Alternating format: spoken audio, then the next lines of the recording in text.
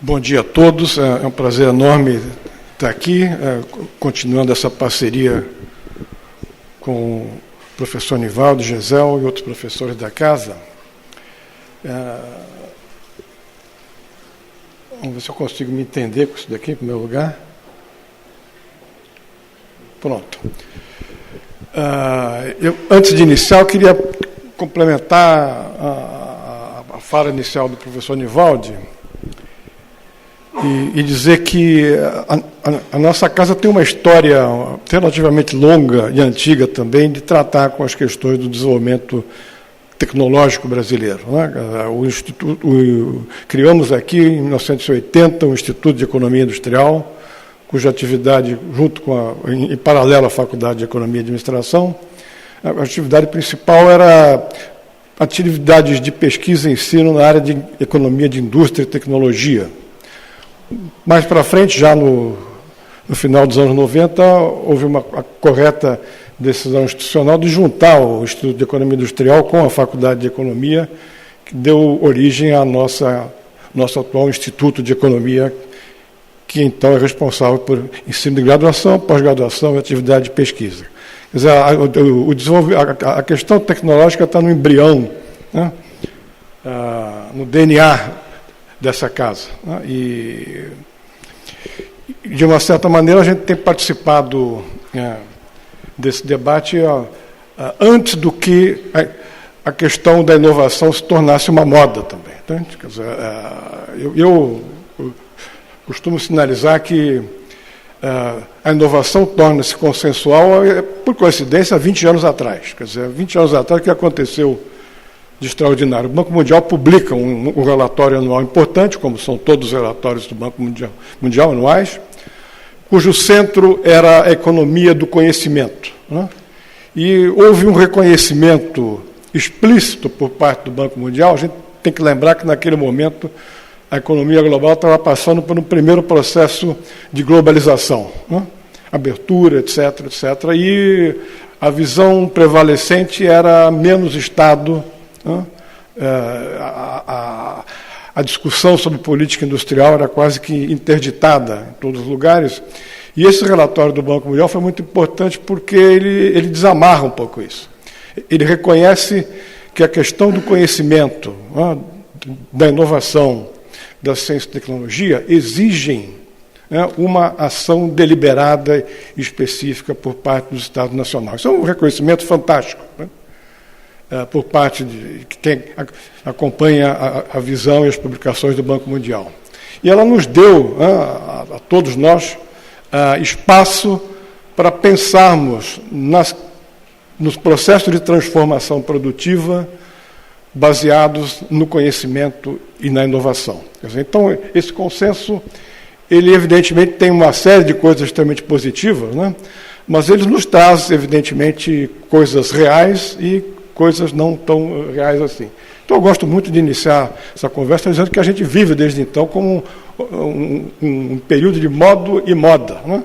Então, você abre o Google, né, que todos nós usamos hoje. Eu costumo dizer aos meus alunos que vocês são felizes, porque hoje você tem Globo, tem internet. No nosso tempo de fazer teses há 30 anos atrás, a gente tinha que ralar muito, né, em livros, não tínhamos esse acesso. Mas, enfim, ele é muito bom para N coisas. Uma delas, ele nos permite, se vocês derem uma googlada aí, vocês vão ver que tem milhares de conceitos, né? Quer dizer, tem formas diferenciadas de tentar precisar o que se entende por uma atividade que é uma atividade que faz parte da evolução humana. O ser humano, nós todos aqui, somos inovadores. Quer dizer, desde que começamos a pisar a face da Terra, a gente fica brigando com o ambiente que nos cerca para tentar melhorar a qualidade de vida. Isso é inovação. Quer dizer, a inovação não é atual, ela é parte da história humana, mas ela adquire essa característica importante há uns 20 anos atrás, né?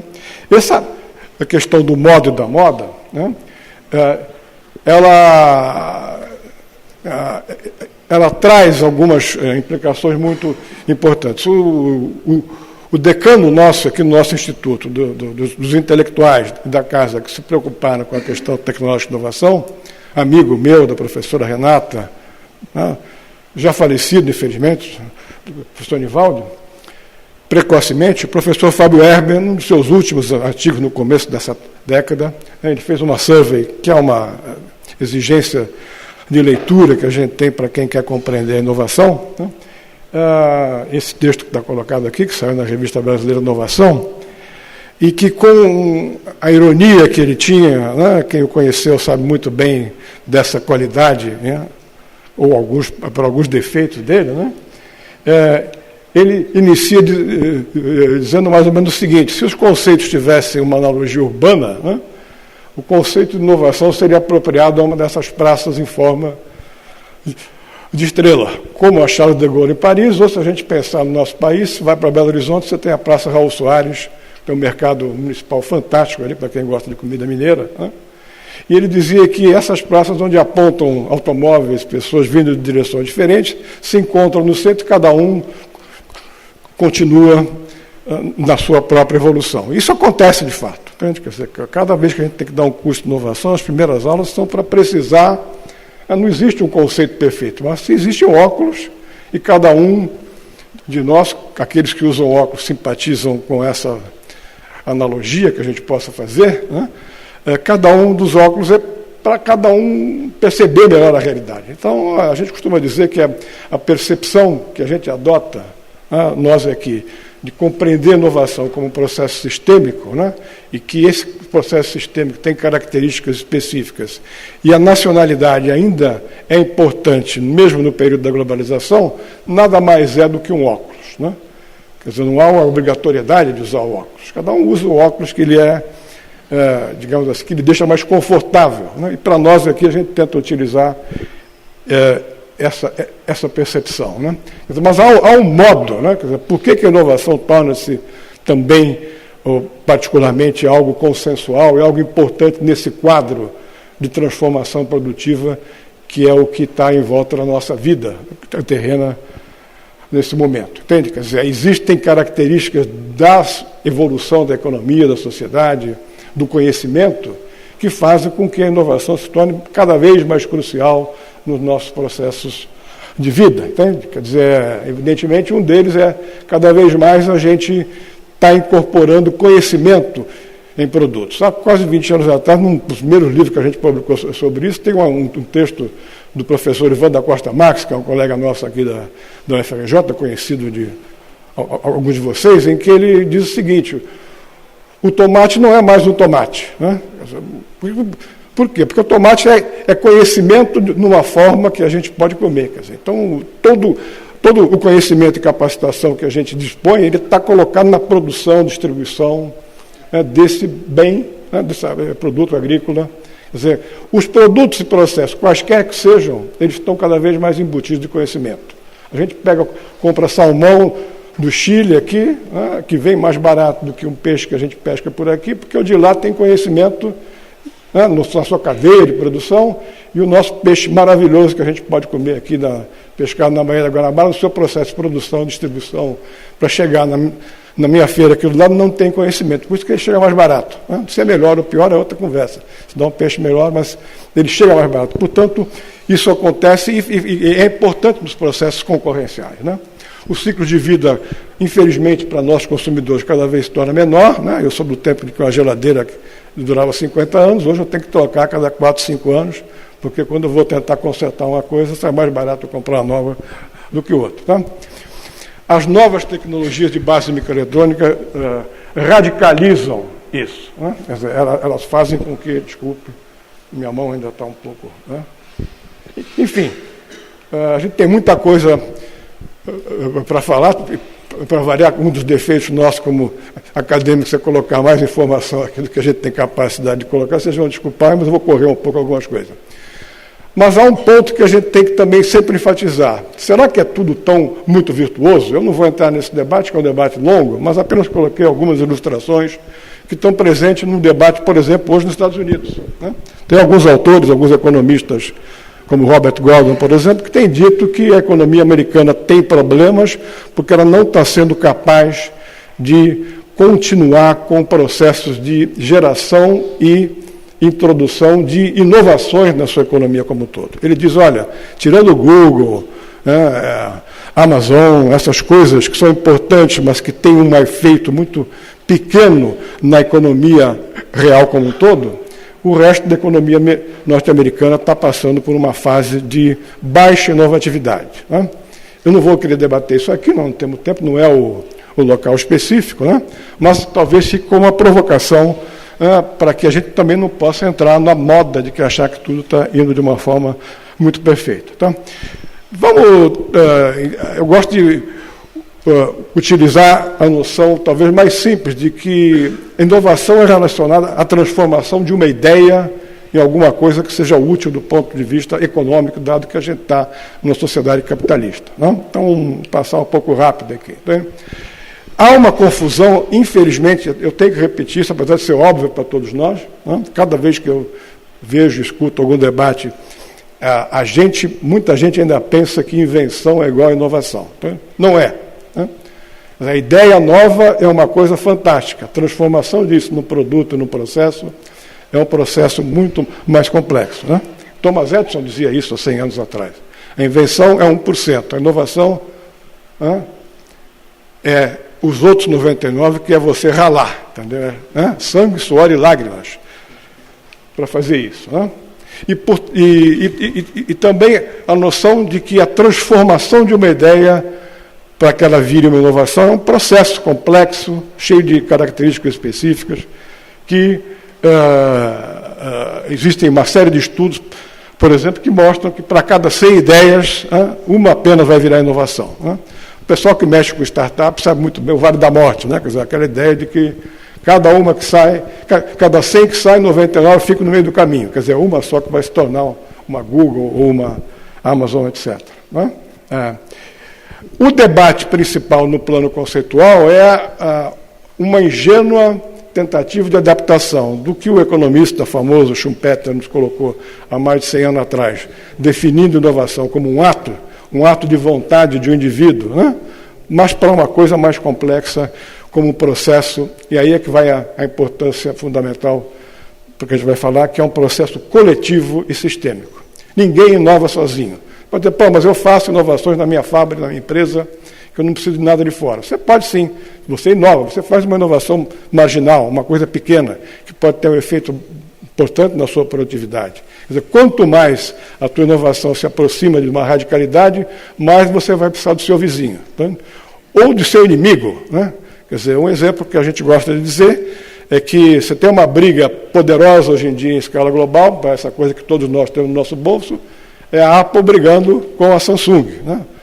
Brigam de patente de um lado, do outro, mas ao mesmo tempo quem for entender o que a Apple faz e a Samsung vai ver que eles têm uma série de áreas e atividades em que eles cooperam. Né?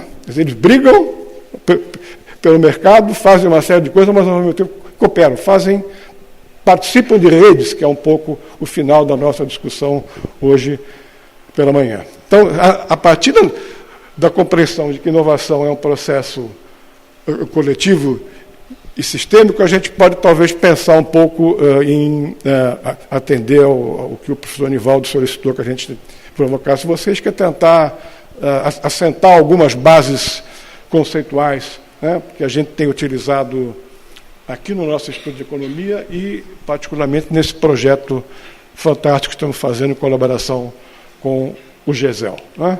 Quer dizer,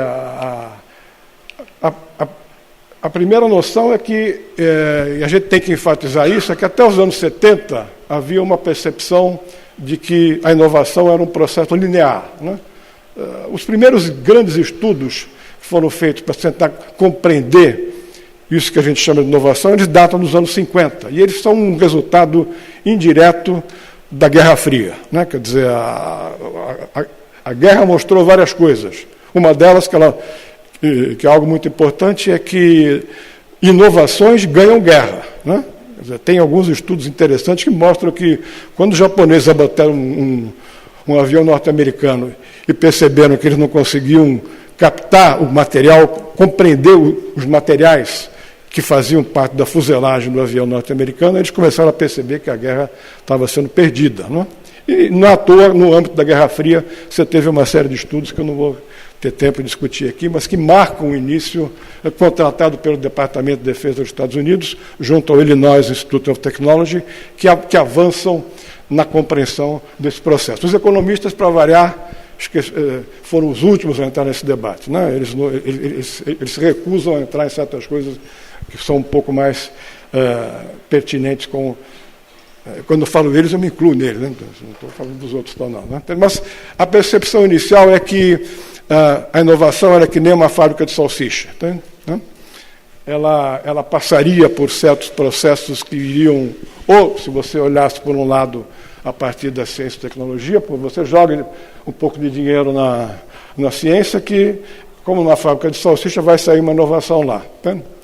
Isso é velho, né? O Harvey Brooks, um físico famoso do MIT, falou isso em 1971. Tá? A gente vê hoje, ontem, não é, Marina? Professora Marina, ontem, pessoas que ainda colocam a perspectiva de uma política de inovação a partir... Olha, coloca um dinheirinho aqui na ciência que vai sair inovação no fim da linha. Está acontecendo hoje. É uma coisa que, desde 71, a literatura nos informa que é uma grande bobagem. Tá? Outros falam que é uma questão de... Falavam-se que é uma questão de demand pool. Você tem uma demanda e ela, naturalmente, ela vai puxar os conhecimentos e capacitações que vêm um pouco para trás. Né? Essa noção é um pouco conhecida, eu não vou ficar muito em cima disso, né? A gente tem pouco tempo, mas o professor Marcelo aqui captou um gráfico que explica um pouco isso. Você joga um pouco de dinheiro lá atrás, a coisa anda e vai sair uma inovação, todo mundo fica feliz. Então, vocês, a maior parte de vocês que são de empresa sabem que isso é uma bobagem, mas você vai discutir às vezes com um policymaker ainda hoje, ou com alguns colegas nossos, não era nossos da academia, eles ainda acham que se você jogar dinheiro na ciência vai sair uma inovação um pouco ali atrás. Né? Evidentemente, a realidade é muito mais complexa e muito mais distinta do que essa visão. Há uma série de críticas, né, estão colocadas aqui, que eu não acho que não é muito necessário a gente entrar em detalhe, está tudo no PowerPoint que depois o professor Nivaldo vai disponibilizar para vocês, né, onde a gente possa dar um pouco mais de solidez a essa discussão. Entende? Quer dizer, há argumentos que são críticos, né? Mas para responder um pouco a isso, a gente pode passar aos primeiros, para mim ainda continuam sendo os grandes pilares, né? O conhecimento que a gente poderia chamar de economia da inovação, ela repousa em alguns pilares empíricos muito sólidos, né? Que foram feitos nos anos 80, final dos anos 70, 80. 2 ou 3, um pouco mais de estudos clássicos, que foram os primeiros a tentar abrir um pouco essa caixa preta do processo de inovação. Né? Eu vou singularizar um ou dois, porque eles foram absolutamente fundamentais. Um é o projeto SAFO, que foi feito na Universidade de Sussex, na Inglaterra, né, ao longo dos anos 70. SAFO significa Success and Failure of Industrial Innovation. Né? Eles tentaram compreender, usando uma analogia biológica, por que em alguns casos as inovações surgiam e por que em outros casos elas eram uma daquelas 99 que não davam certo, que eu estava me referindo um pouco atrás. Né? E pegaram 50 casos, 50 pares de sucesso e falhas e tentaram compreender. Um dos mais interessantes, se a minha memória não me falha, é um estudo, é o caso em que eles compararam por que a Dinamarca, que era um país pequeno, com uma baixa capacidade científica, tinha sido capaz de introduzir equipamentos para extração de leite nas tetas da vaca, equipamento mecânico, e por que tentativas semelhantes feitas no Reino Unido, que tinha uma capacidade científica muito maior, tinha empresas de porte muito maior, não conseguiu ter o mesmo sucesso. Entende? Quer dizer, então você tinha uma situação absolutamente inexplicável. Um país pequeno, com pouca ciência, com pouca base industrial, tinha desenvolvido muito melhor. E uma das justificativas, só para dar um exemplo, a gente poderia dar outros, é que no desenho dessa máquina, no processo de design desses equipamentos, houve uma interação muito maior das empresas produtoras do equipamento, tanto para frente quanto para trás.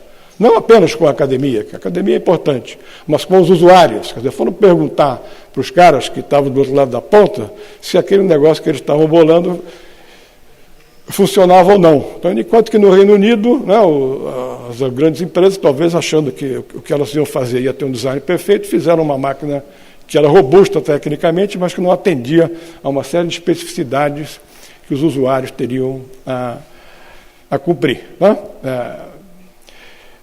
Esse estudo mostrou, o resultado final dele mostrou 3 ou 4 pontos, que depois, se tiver tempo, eu posso me deter, que são absolutamente fundamentais na explicação do porquê que você tem sucesso, porquê que você tem insucesso. Né? Mas o ponto mais importante que eu tentei avançar aqui para vocês é essa ideia, né, de que já era importante naquele momento, de que as interações, né, de diversos tipos feitos ao longo das cadeias produtivas, e também com participantes da sociedade civil, instituições, né, jogavam um papel muito importante. A questão das instituições, se tiver tempo, eu vou voltar para trás, porque é muito importante nesse debate que a gente está colocando aqui. Né? Gabi, você tem que me avisar um pouco da hora aí. Tá? Então,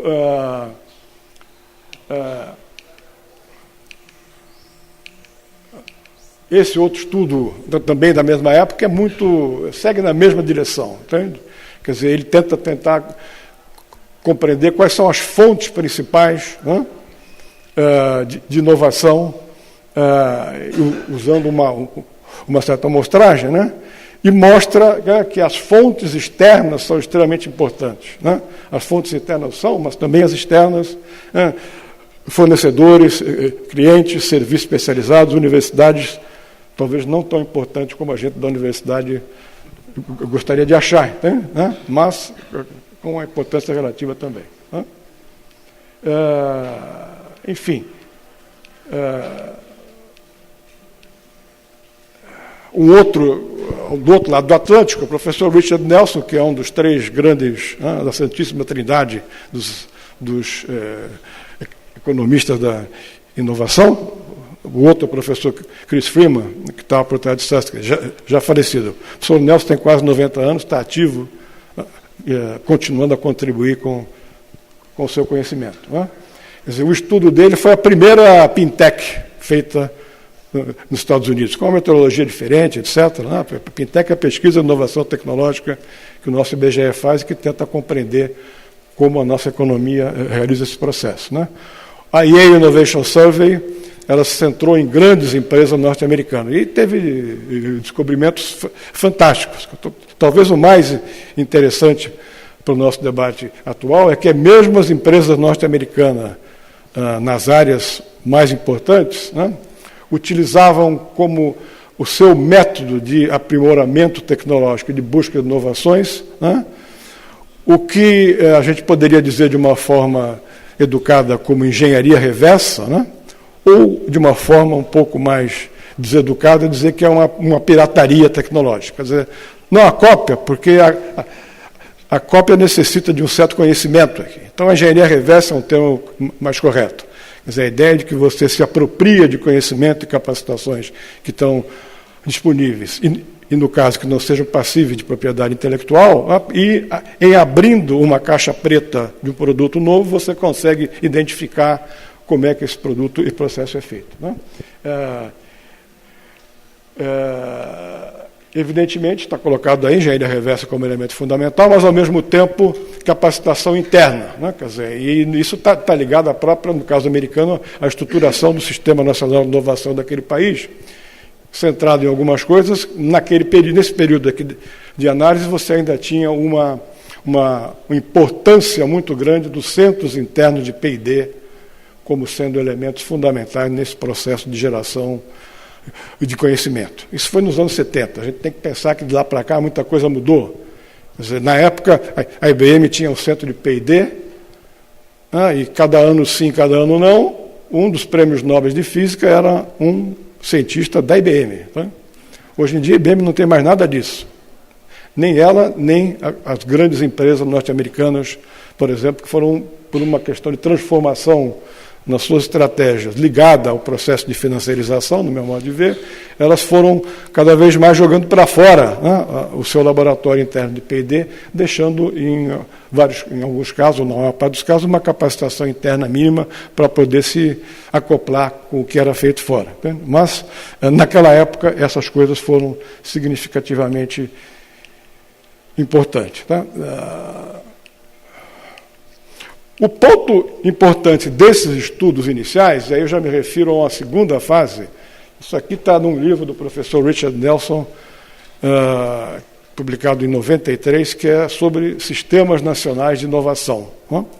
Que, a partir dessa noção sistêmica, que eu vou, se tiver tempo, me reportar um pouco mais para frente, né? O caráter nacional, né, foi enfatizado. Quer dizer, os países são diferentes. Por quê? Porque as instituições são diferentes. Porque nós, seres humanos, somos diferentes. A cultura é diferente. Né? E o professor Nelson fez um estudo comparativo de diversos sistemas nacionais de inovação. Do Japão aos Estados Unidos, passando por vários europeus e alguns dos países de desenvolvimento, como Coreia e Brasil, né? E chegou a algumas conclusões muito importantes também. Entende? Algumas delas foram novidade na época, outras não tanto. Né? Então, ele enfatiza ali que uma das coisas que tem impacto muito grande nas estratégias tecnológicas e de inovação das empresas estão fora da política de ciência, tecnologia, de produção, estrito senso. Né? As políticas macroeconômicas têm um impacto significativo nas decisões estratégicas das empresas. Qualquer empresário sabe disso. Os acadêmicos foram descobrir a partir de 1990. Mas, na América Latina, já nos anos 70, você tinha intelectuais que falavam a mesma coisa. Olha, a política implícita de tecnologia é mais importante do que a política explícita. Né? Você pode dar 500 milhões de reais para desenvolver uma série de coisas e ninguém vai lá buscar esse dinheiro. Né? Mais para frente eu vou, no final, falar um pouco do caso atual brasileiro, que não é só nosso, mas, enfim, é muito discutido, já havia algumas discussões mais recentes, falar do paradoxo da política de inovação. Temos todos os instrumentos, temos empréstimos com taxas subsidiadas pelo BNDES, temos aportes da FINEP e ninguém vai buscar, nenhuma empresa vai lá atrás disso. Né? Então, coloco como sendo um paradoxo. Né? Isso está colocado já há muito tempo atrás como por que esse paradoxo tende a ocorrer. Né? Mas também esses estudos, tanto esse do Freeman, quanto um livro semelhante que apareceu um pouco antes sobre o Sistema Nacional de Inovação do Japão, que foi produzido pelo professor Christopher Freeman, né? Eles mostram especificamente, isso que está na terceira frase que está colocada aqui. Quer dizer, você tem uma importância das instituições locais como sendo fundamentais para ajudar ou atrapalhar a capacidade que as empresas privadas têm para aumentar ou diminuir os seus processos inovativos. Né? A gente tem que sempre lembrar que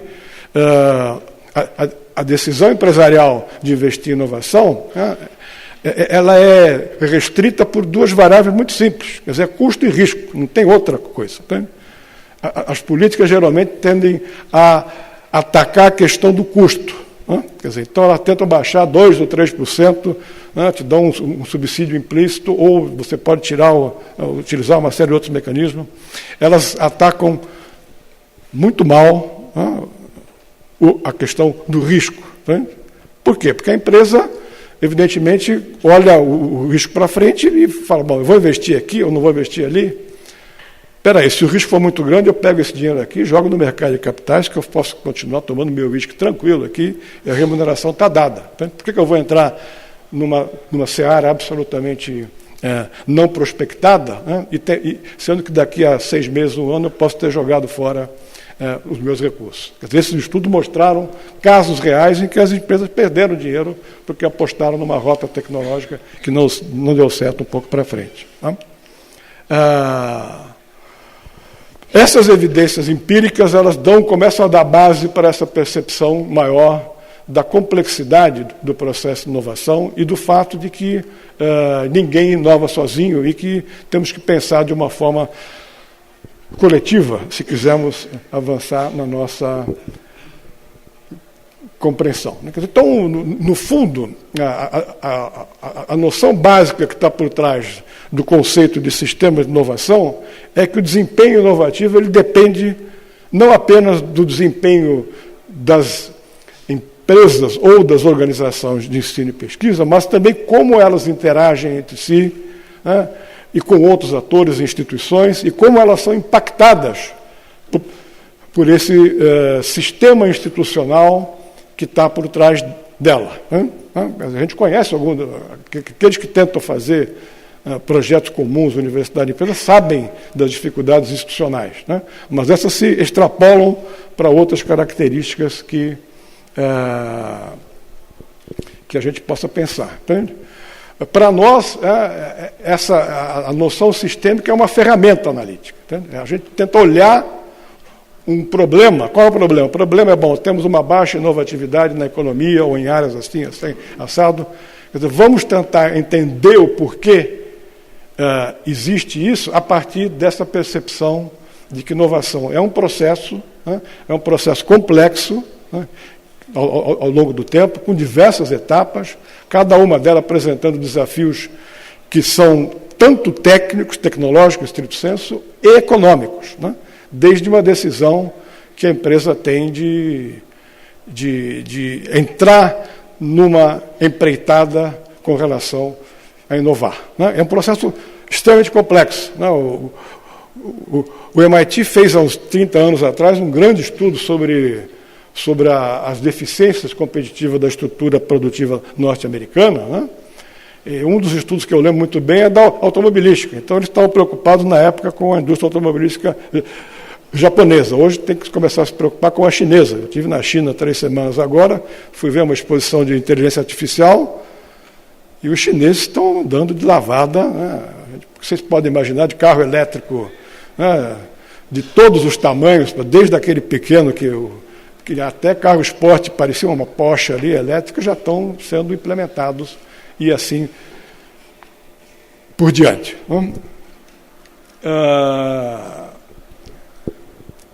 Essa noção traz uma série de implicações, né? As implicações, algumas delas eu já sinalizei aqui para vocês, são mais conhecidas, e algumas outras eu vou, talvez, na parte final. Gabi, não esquece de me avisar, hein?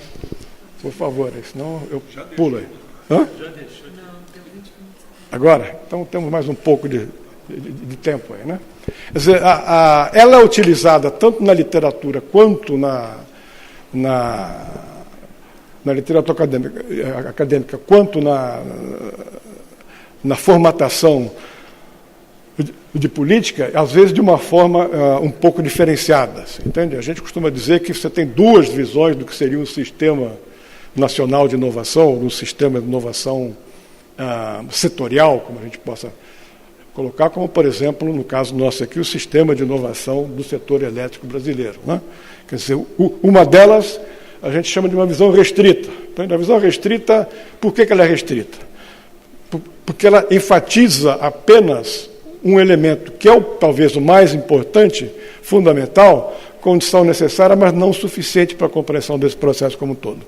Que é a ideia de que você tem um sistema produtivo, né, as empresas ao longo da sua cadeia de produção, e você tem uma infraestrutura de ciência, tecnologia e de inovação em qualquer economia e sociedade, e, portanto, as interações desses dois subsistemas, digamos assim, ele levaria a uma melhor evolução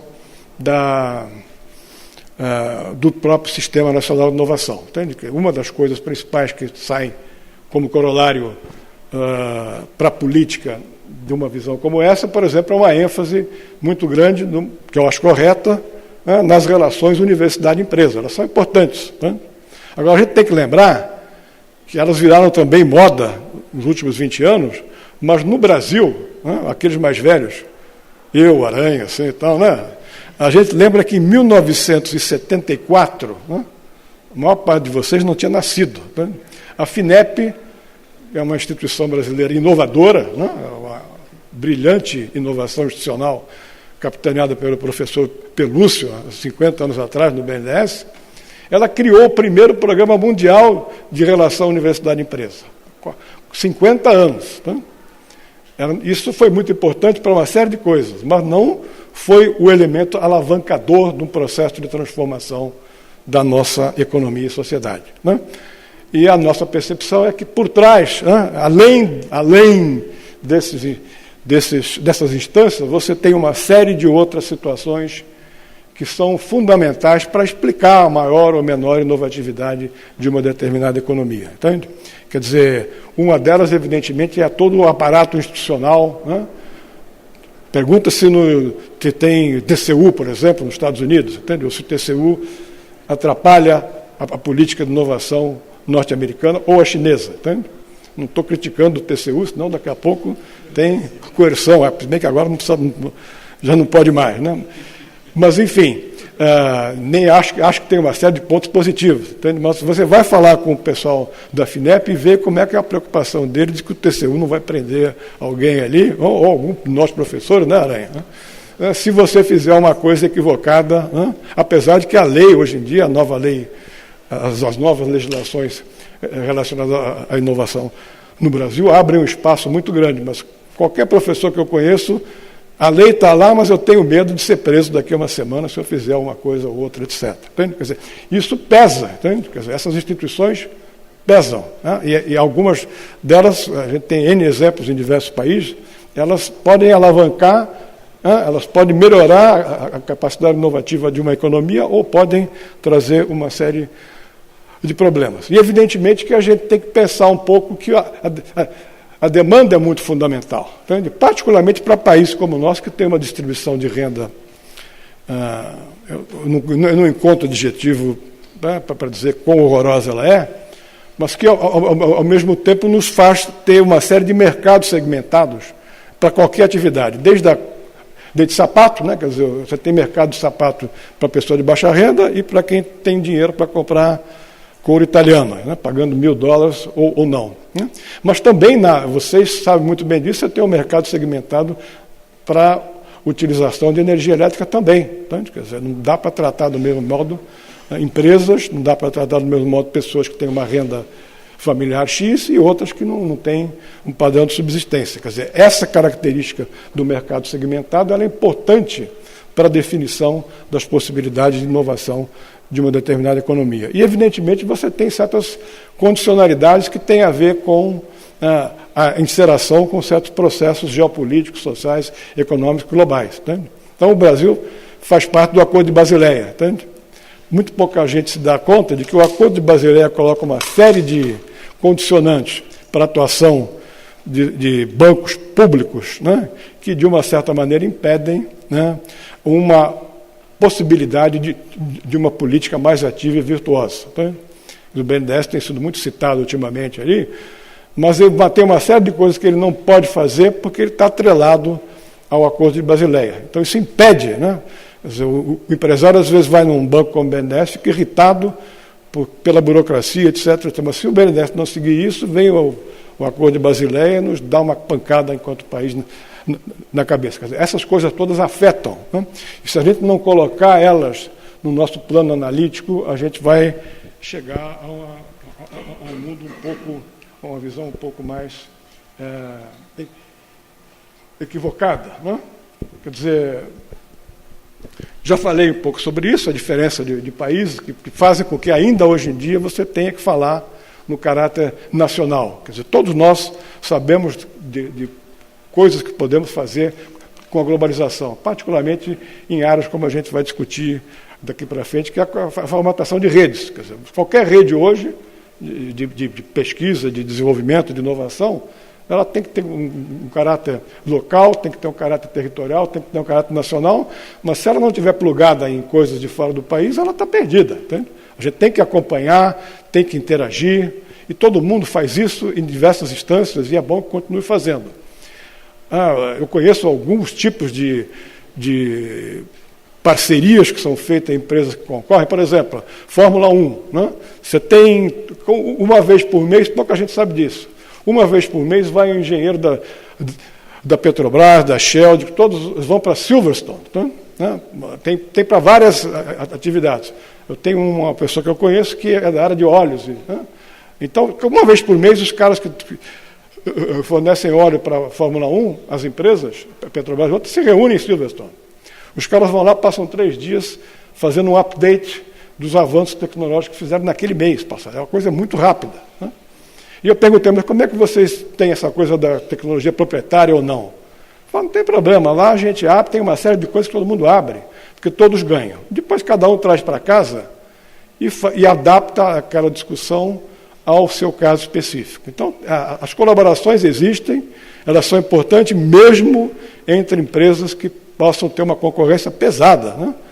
Eu dei um exemplo dessa natureza, mas tenho certeza que vocês conhecem até outros, e eu poderia dar pelo menos uma centena deles. Né? Quer dizer, então, essa atividade é uma atividade que a gente tem que estar colado no mundo, mas tem que também ter muito claro que a realidade da produção, da vida, está aqui. Tá? Ela não está no ar etéreo ou numa nuvem. Né? As nossas informações podem estar na nuvem, mas a vida está um pouco por aqui. Né?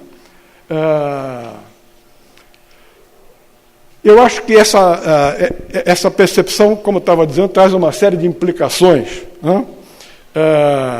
E essas implicações elas se dão no plano analítico e no plano normativo, estrito senso. Né? Quer dizer, no plano normativo, que é um pouco o subjacente ao que a gente está discutindo nesse projeto do P&D da ANAEL, é que você, quando formula uma política de inovação tendo uma percepção como essa, você vai ter que dar conta de uma série de variáveis que normalmente está fora da nossa percepção. Né? E aí eu vou pular para uma outra parte, né? Tendo visto o tempo aqui, que é um pouco relativizar, quer dizer, no bom sentido, essa questão do P&D. Eu já falei atrás que há 40 e tantos anos o Harvard Business School falou Innovation is much more than R&D.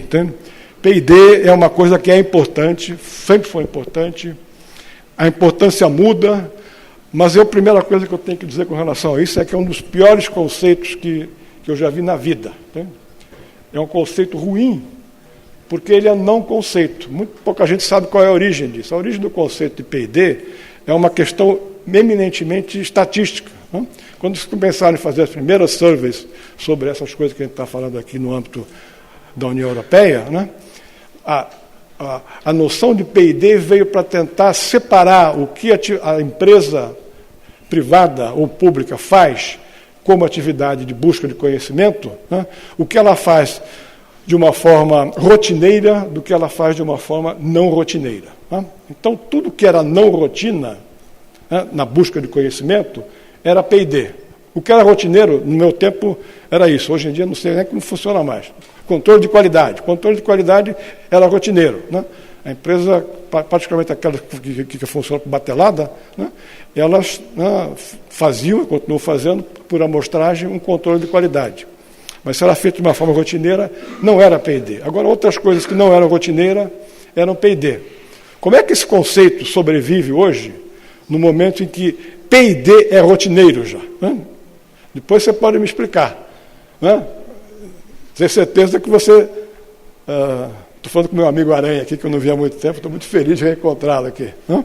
Quer dizer, então, é um conceito ruim na época, e hoje continua sendo ruim. Acontece que todos nós usamos, eu também uso. Entende? Por quê? Porque a gente tem estatísticas de P&D, a gente tem... mas é um grande coração de mãe, que cabe tudo, e que é feito de uma forma, hoje em dia, totalmente diferente do que era feito. Uma implicação. O P&D rotineiro hoje significa que uma empresa nos Estados Unidos pode sublocar como parte do seu P&D uma coisa a ser feita na China, na Índia, e elas não fazem isso. Né? Aí está a frase do Brooks, entende? Eu vou passar um pouco por aqui, porque o que eu quero eu quero chegar nesse ponto, é o seguinte: cada vez mais, na dinâmica, né, o professor Nivaldo mostrou, na primeira parte do slide, né, alguns resultados desse projeto que apontam para isso que eu vou falar aqui agora. O que está acontecendo aqui, né, a percepção empresarial sobre quais são as fontes de inovação, fontes de informação para inovação, que a gente está encontrando aqui, ela é absolutamente coerente com esse quadro que eu vou colocar aqui. Não é que a P&D não seja importante, volto a dizer, mas ela é relativizada, quer dizer, há uma série de outras coisas ligadas ao processo inovativo que são tão ou mais importantes do que a atividade de P&D estrito sensu. Então, essa aqui é, por exemplo, um relatório sobre o caso do Reino Unido, entende? Onde a gente vê que o P&D é 30% do que as empresas gastam, no caso global dos Estados Unidos, mas você tem outras coisas que são muito importantes. Marca é uma coisa muito importante. Quer dizer, muitas empresas preferem gastar mais, digamos assim, na consolidação de uma marca, né, ligada à qualidade, portanto, a marca ligada à qualidade significa inovação na veia, porque você não vai ter qualidade no teu produto se não fizer, do que ter umas formas um pouco mais formais, como as que a gente conhece. Entende? Isso é o mesmo tipo de exercício, olhando a economia norte-americana. Não precisamos falar em detalhe, o gráfico está aí, as citações estão aí. Né? E aí você tem, isso aqui vem de um artigo que saiu na The Economist, alguns anos atrás, 500 CEOs das principais empresas do mundo. A pergunta é a mesma, que foi feita por nós aqui na nossa pesquisa. Fontes de informação para a inovação. Entende? Vocês vão ver aqui, ó, coitado de nós, né? Nossos professores universitários. A academia está no final. P&D interno é quase pouco importante. Uma boa parte vinha chão de fábrica. Né? Parceiros empresariais, clientes, consultores, competidores, feiras, vendas internas, depois vinha o P&D interno e vinha a academia. Então, P&D é importante? É. Continua sendo importante? Sim. Vai continuar sendo importante? Sim. Mas uma estratégia voltada à inovação tem que dar conta dessas outras características do processo sistêmico como um todo. Entende? E a gente pode pegar exemplos empresariais, quer dizer, nessa área de TICs, pelo menos até agora, tem alguns autores que duvidam que vai continuar por muito tempo, talvez a empresa que a gente identifica como sendo a mais inovadora do mundo chame-se Apple, né? Que rompeu com uma série de coisas quando ela introduz um computador em forma de telefone celular. Acabou com a Nokia. Entende? A Nokia, que era ali no celular quando eu era um pouco mais jovem, que eu tinha no bolso, sumiu. A Apple é a empresa mais inovadora, eu arguiria, do mundo. Se você pegar as principais empresas que mais investem em P&D em TIC, você não vai encontrar a Apple. Tá? A Apple gasta menos em P&D interno, né? Em termos absolutos, é muita coisa que ela gasta, porque ela tem um faturamento boçal. Mas em termos relativos, ela gasta muito menos, né? Não está entre as 22 aqui. Isso aqui, no final da década passada, quando a Apple estava acabando com a Nokia era a segunda empresa que mais investia em P&D. Eu fui dar umas aulas na Universidade de Tampere, na Finlândia, que fica do lado da cidade chamada Nokia. Entende? O pessoal costuma dizer que o índice de PhD per capita é maior em Cambridge, Massachusetts. Na época não era, na época era em Nokia, na cidade Nokia, porque tinha 4.000 PhDs trabalhando em P&D para a Nokia. Entende? Uma boa parte deles ficou desempregado depois que a Motorola foi para lá e a Apple acabou com a festa dela. Entende? Então, uma vez perguntado por que a Apple investia menos em P&D do que outros, entende? O Steve Jobs, que está no livro, né, que todos conhecem dele, dizia: inovação não tem nada a ver com quantos dólares você gasta em P&D. Né? Quando a Apple lançou o Mac, a IBM gastava cerca de 100 vezes mais em P&D. Não se trata de dinheiro. Ele disse que trata-se de pessoas, lideranças, eficácia. Bom, isso é importante, outras coisas também o são. Né? Há alguns autores que chegam até, acho que de uma forma um pouco exagerada, a dizer que você pode até inovar muito com um baixo tipo de investimento em P&D. Estão colocados alguns textos aí, eu acho que é um pouco de exagero, mas é um debate interessante na literatura. Eu vou passar um pouco pela lâmpada do Moser aqui, porque senão a gente se perde aqui. Tá?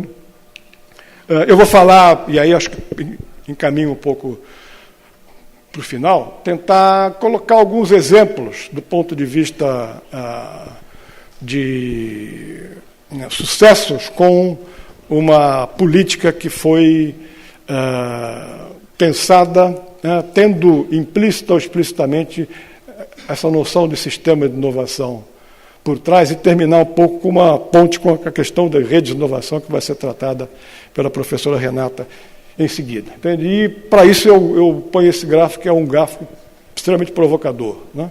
A gente pediu umas tabulações especiais para nossos amigos do IBGE no ano passado, né? Onde a gente tentou pegar a evolução de algumas variáveis, né, que a pesquisa de inovação tecnológica trazia.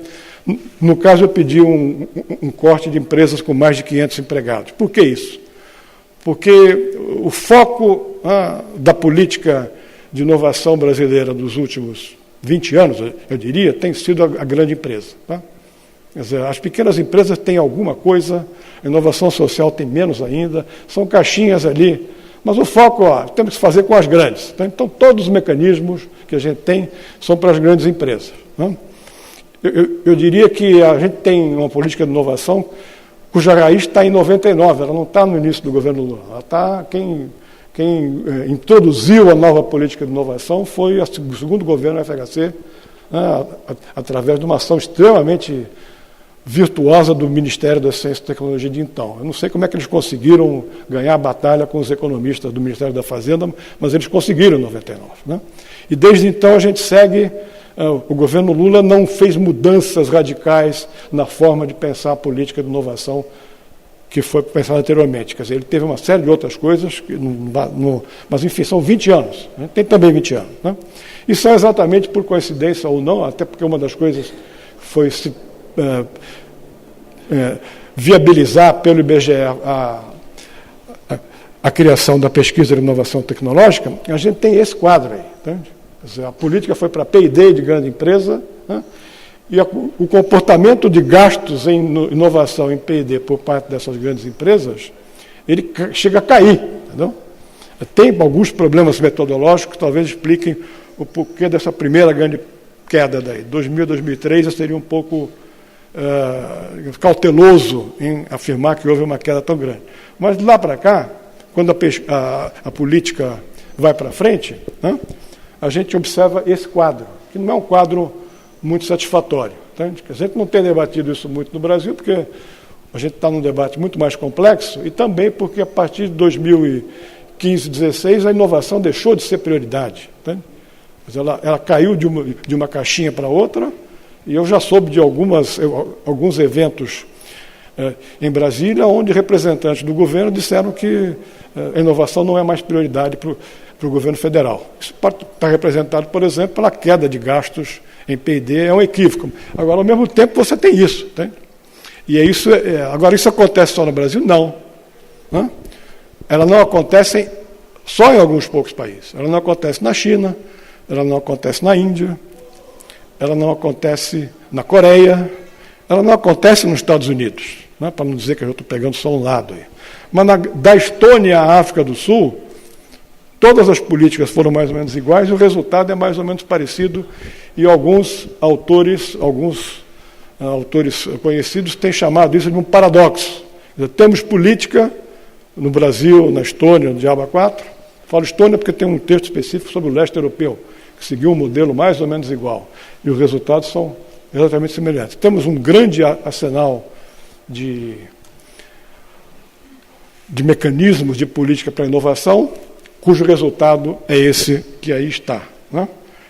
E aí você tem esse chamado paradoxo. Né? Os paradoxos são dados por essa afirmativa que eu fiz para vocês. Quer dizer, temos os mecanismos, mas por que acontece isso? O mecanismo, quer dizer, tem várias razões, isso dá para uma discussão de horas, mas para mim o mais significativo é que, apesar de que no discurso da política se coloca a noção sistêmica, a prática da política implica na continuação de uma visão linear. Quer dizer, eu jogo dinheiro na infraestrutura de CIT, né, e os últimos 14 anos viram isso, pelo menos até 3 anos atrás. Quer dizer, eu não posso, como professor de uma universidade pública, dizer que de 2000 a 2000, né, quando os fundos setoriais começaram, 99, 2000, até 2015, você teve uma queda de recursos para ciência e tecnologia, para P&D na universidade. Mentira, teve um aumento brutal. Né? A Petrobras estruturou redes de infraestrutura. Você vai na Unicamp, tem prédios monumentais financiados com recursos da Petrobras para a P&D dentro da universidade. Então a gente fez um esforço grande, mas fez um esforço na fábrica de salsicha, olhando para um lado só. Né? E em poucos casos a gente passou a de fato, olhar a questão da inovação de uma forma sistêmica. Tá? Então, eu vou pegar 3 casos já um pouco antigos, né, não querendo dizer que são os únicos. Quer dizer, um caso, para mim, fascinante no Brasil, que eu acho que é relevante para esse nosso debate aqui, é o sucesso que a gente tem de automação bancária. Entende? A gente tem um sucesso de automação bancária que é impressionante. Quem viaja, quem já teve a oportunidade de viver em outros países, sabe, por experiência própria, que o nosso sistema financeiro, eu tenho extrema crítica ao setor financeiro, não gosto muito enquanto cliente, né? Mas, do ponto de vista tecnológico e de inovação, liderou-se, né, o processo de liderança mundial. Né? E não foi apenas por acaso que isso aconteceu. Quer dizer, houve uma ação direta, né, do órgão regulador da área, Banco Central. O Banco Central, nos anos 70, preocupado com a expansão, né, a gente tem que lembrar que naquele período o setor financeiro brasileiro passou por um período de expansão brutal, né, e uma concentração bancária que não era nem parecida com a que a gente tem hoje, mas que já foi significativa. O Brasil tinha, até os anos 60, por volta de, acho que 600 ou 700 bancos, né, espalhados pelo Brasil. Tinha um deles que era o Banco de Marília, em São Paulo. Ele virou Bradesco. Alguns viraram Bradesco, outros Itaú, outros sumiram, foram comprados por esses conglomerados. E esse processo de formação de uma rede bancária exigia tecnologia que não era disponível no país. O Bradesco foi a primeira empresa fora dos Estados Unidos a comprar um grande computador da IBM. Pouca gente sabe disso. Em 72, 73. Né? Teve uma dificuldade até do ponto de vista segurança nacional de exportar um computador IBM para o Brasil, mas foi o Bradesco. Já implementou, naquela época, equipe de processamento de dados que era com o engenheiro do ITA, tanto que tem uma formação conhecida por todos vocês.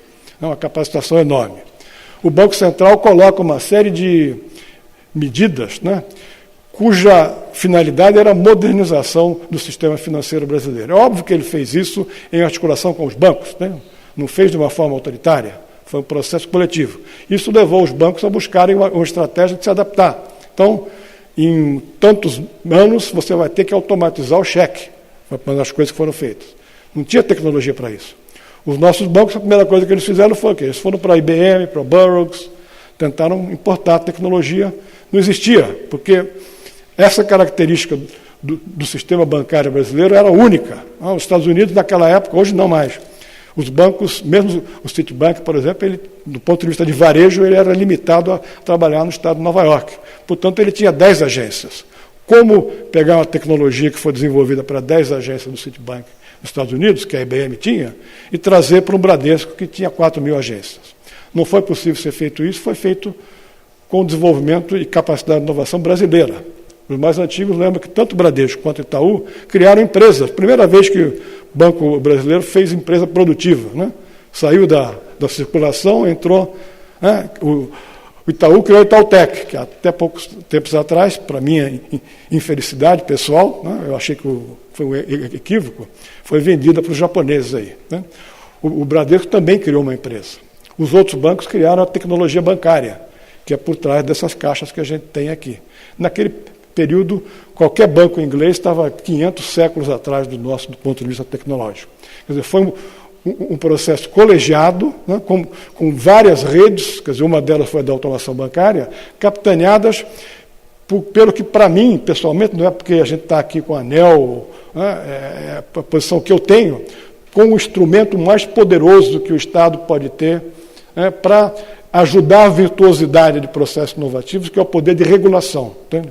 Não é uma regulação que o Estado vai lá e impõe o que tem que ser feito. Não, é uma regulação negociada. Olha, temos que caminhar para mobilidade urbana. Então vamos caminhar junto. Entende? Quer dizer, a gente coloca algumas regras que vão garantir para o setor privado o que ele não tem.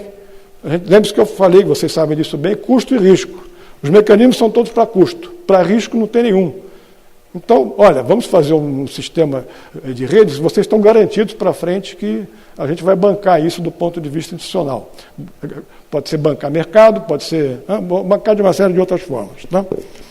Os outros dois últimos exemplos aí eu termino, que eu gostaria de falar, um é um caso extremamente interessante, é do mesmo período, estou usando exemplos antigos, poderia usar novos que tem muito mais, que é o caso da Suécia com papel e celulose, porque ele, de uma certa maneira, tem a ver conosco aqui. Né?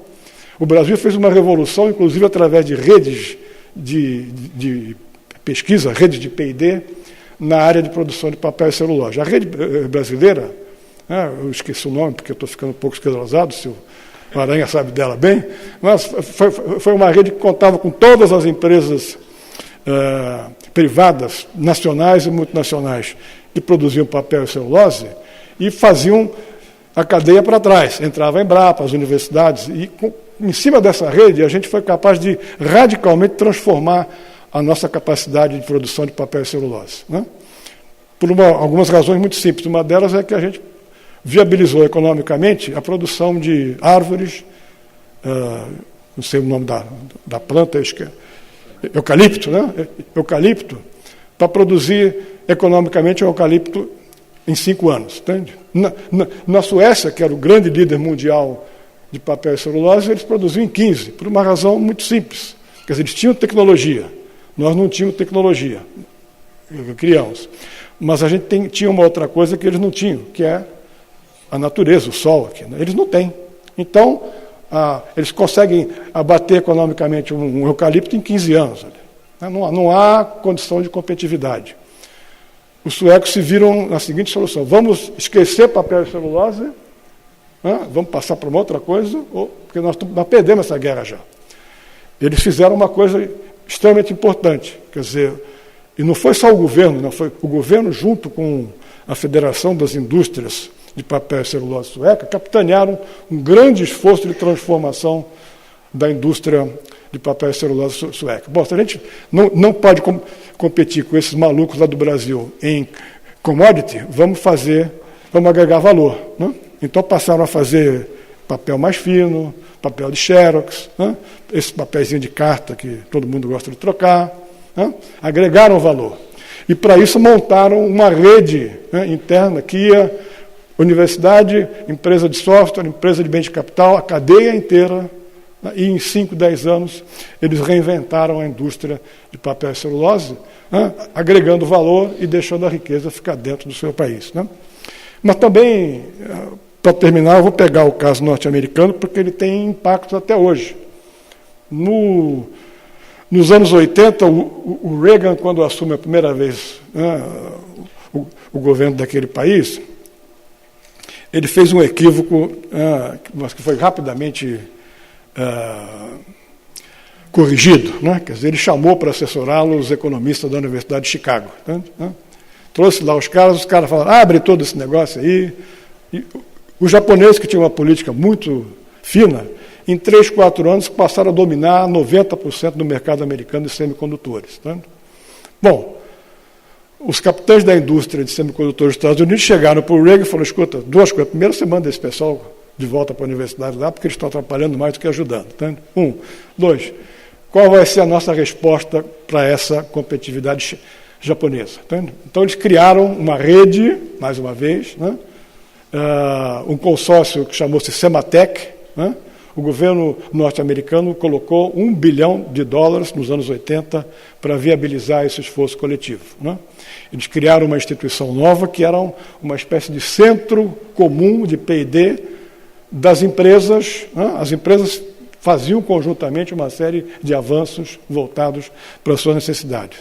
E em 10 anos a economia a área de semicondutores dos Estados Unidos, ela voltou com carga total e se mantém de uma certa maneira, mesmo com a competição chinesa até os dias de hoje. Quer dizer, podia passar aqui a manhã inteira, a tarde inteira, com N exemplos como esse, mas que de uma certa maneira apontam para uma vinculação entre a noção sistêmica e a questão da formação desse tipo de institucionalidade, que eu vou passar para a minha amiga professora Renata aqui.